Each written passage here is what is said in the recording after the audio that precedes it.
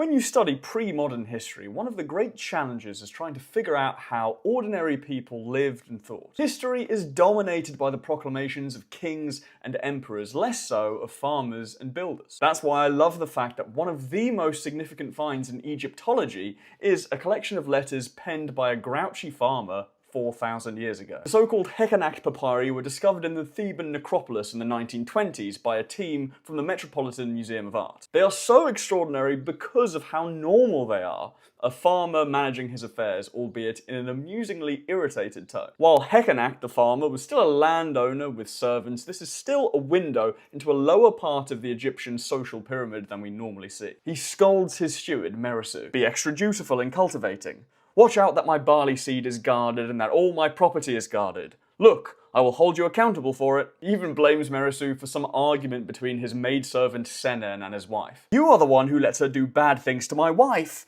Look, how have I made it distressful for you? What did she do against you to make you hate her? This account of domestic tensions actually inspired Agatha Christie to write her ancient Egyptian murder mystery, Death Comes as the End. There's also a funny contrast between his letters berating Meresu and his letters to a man called Herunefer, the overseer of Lower Egypt, his higher-up, who he repeatedly calls Your Honor. But Heqanakht had a heart too, and a clear favourite child, his boy Snefru. Now, didn't I say Snefru has grown up?